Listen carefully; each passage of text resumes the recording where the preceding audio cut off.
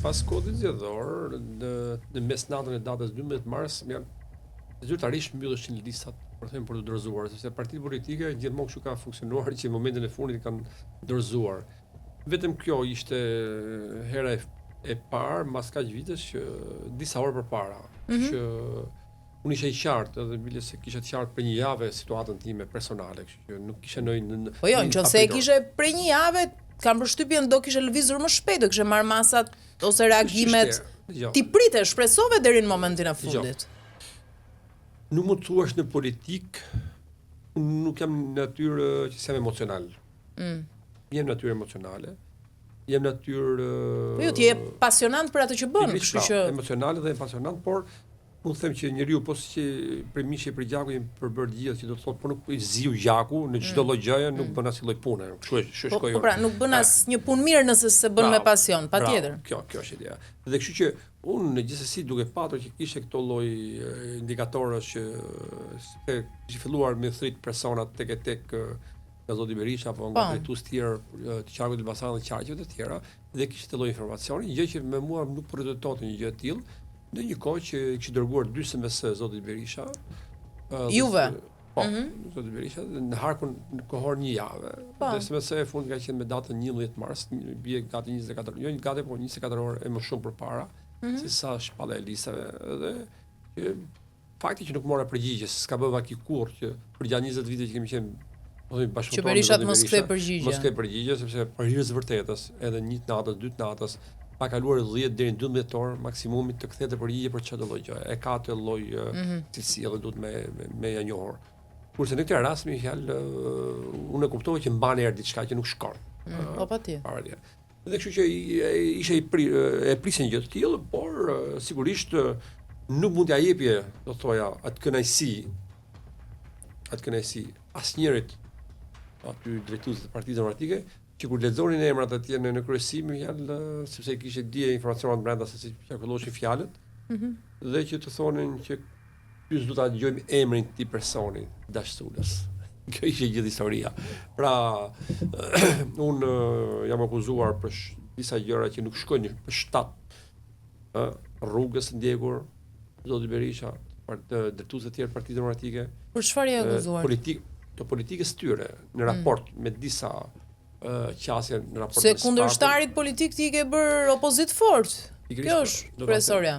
Në aty s'kemi patur asnjë lloj Po mirë, ka nga ata që nuk janë në sinkron me Berishën për Spakun, por që janë aktualisht në listë. Nuk e ke bërë vetëm ti atë gjë, e kam fjalën. Motor.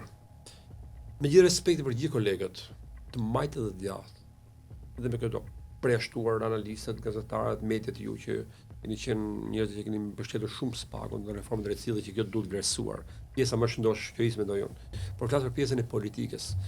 Pjesa e politikanëve kam qenë ndoshta i vetmi që kam qenë pa hezitim dhe i qartë dhe jo me nën kuptime apo dil një herë pjesë një gur në mbrojtje të Spakut dhe pastaj fshiu disa javë apo muaj.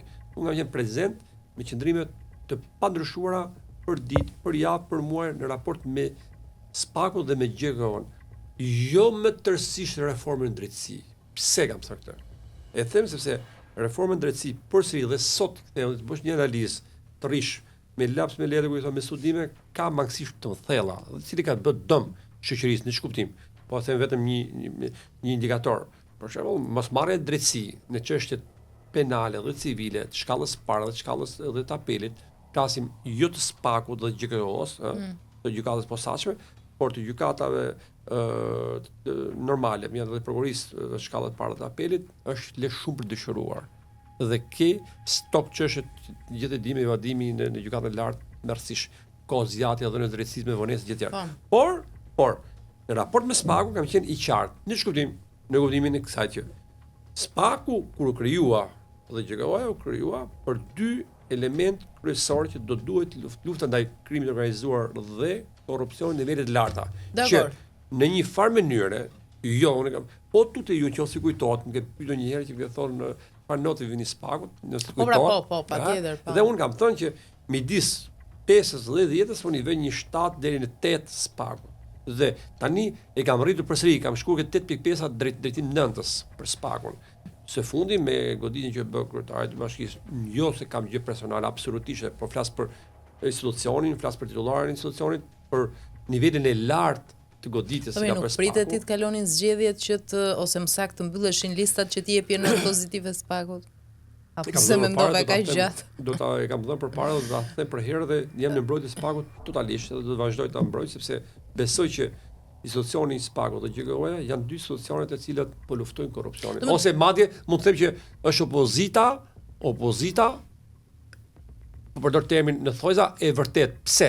Sepse motor, po mos ishte SPAK-u, thjesht akuzat e opozitës, të mia dhe kujt të tjerë do ngjeshin thjesht retorikë politike. Po mos patalizohet nga SPAK-u. Të pavërtetuara.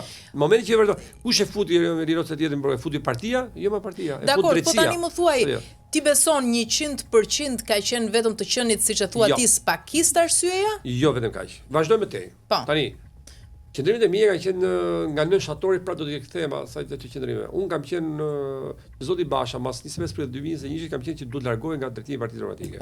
Këtë gjë e kam thonë edhe zoti Berisha atyre të tjerëve, gjithë bashkëpunëtorët të afërt zoti Berisha, të cilët do duhej të largohej zoti Basha për arsye se humbi zgjedhjet. Në një kohë që duke filluar nga zoti Berisha i pari dhe bashkëpunëtorët më të ngushtë zoti Berisha ishin njerëzit të cilët bën gjithçka që Basha të rizillej kryetar i Partisë Demokratike në 12 korrik të qershor të vitit 2021.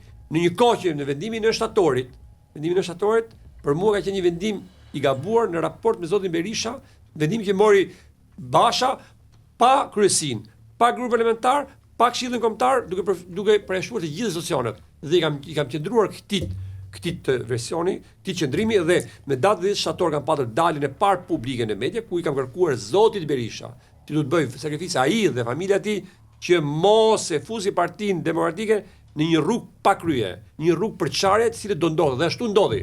Dhe unë jam dar për këtë po jep llogari sot, po. Po ti numëroj gjitha pra. Po pra, po. Momentet kyçe.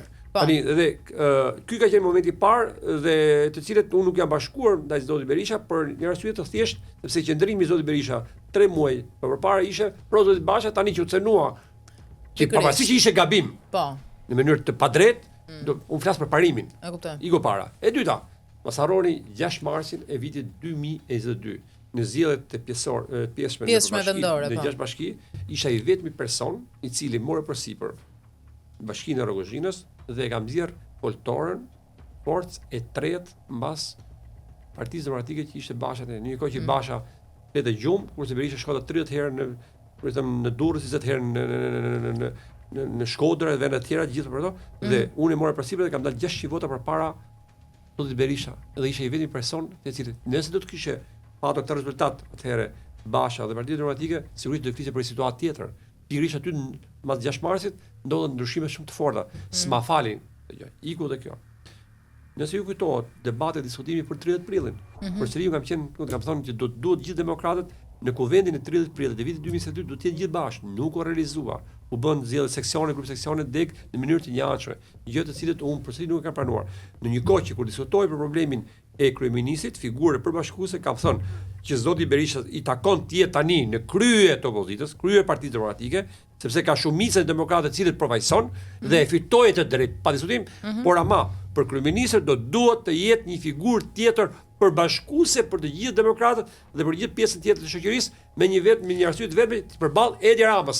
Gjë që kam artikuluar tetes bashk edhe me emra konkret se kush do duhet të ishin me modeli i kryeministit për zgjedhjet e 2025. E kuptoj, po ka një gjë që kërcet këtu, një gjë e vogël për shembull, të ta kujtoj. Me të drejtë thuaj që sot Berisha është pak më ardhukshëm pikërisht për këto qëndrime që fola. Po s'ka mbaruar akoma. Jo, dakor, po për të ma saktuar një gjë të vogël këtu. Ti në këto qëndrime ke qenë në sinkron edhe me disa kolegë të tjerë të tut, që ishin trashtuar aso kohë Krabashës dhe kundër Berishës.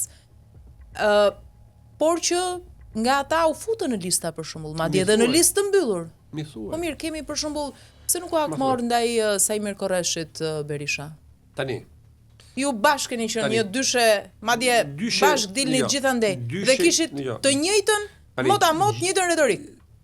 Juaj ime në vija të trasha, okay. Juaj ime ka qenë më e ashpër, po përdor termin e ashpër, më i drejt për drejt, zoti Korreqi unë respektoj. Mirë, mund të qenë më i moderuar se ty. Po pikërisht pra. Po të njëjtin qëndrim kishit. Pikërisht pra. Domethënë, Por mos harro që edhe zoti Korreqi tash duke qenë që si drejtuesi i qarkut zoti Bardhi dhe si kryetari i grupit parlamentar, edhe këto rrethana të tjera ka rrethana specifike të tjera. Por unë zoti Korreqi nuk ka pasur koleg, ishte qoftë zotin Domani, qoftë zotin Gogaj, zotin Dibra, zotin Nandanxholi, zotin Ocidado, unë ka pas gjithë kolegë, nuk ka punuar në sistemin e drejtësisë, ka punuar 15 vite, dhe të cilët i kanë pas edhe vartës atyre dhe një fëmijë sistemin e drejtësisë dhe mbrojtje atyre. Prandaj thash kam, lutem, zoti Korreqi nuk ka patur titull spakiste, ka marrë unë të titull sepse kam qenë në mbrojtje pa i kujvok. Jo, patjetër, ti e ke po patjetër. Dhe biles mund të kujtoj vetëm një çast në momentin që do ndryshoj masa sigurimi për zotin Berisha, e kam kërkuar në grup parlamentar në mbledhje i vetmi që do duhet respektohet vendimi i gjykatës në mënyrë absolute sepse nuk do duhet që të ndryshohet në arrest të shtëpie. Gjë të cilat të tjerë nuk e kam bërë. Dakor. Vazhdojmë tjetër. Hë. Më gjej një tjetër koleg timin që të jetë prononcuar nëse kujtohet kur filloi një debat për ardhen e zonjës Maltezi Berisha në krye të Partisë Demokratike. Kur përflitej se përflitej pra, përflitej. Po përflitej pra, më gjej një deklarat. Unë kam thënë me zë me figurë në disa media që nuk absolutisht nuk do duhet të mendohet që të vi zonja Maltezi Berisha sepse ka do duhet një rrugtim politik, do duhet kontribute politike dhe zoti Berisha është ai që është aty dhe nuk mund të vi thjesht si vajza e zoti Berisha. Gjë të cilat e kam artikuluar unë i vetëm.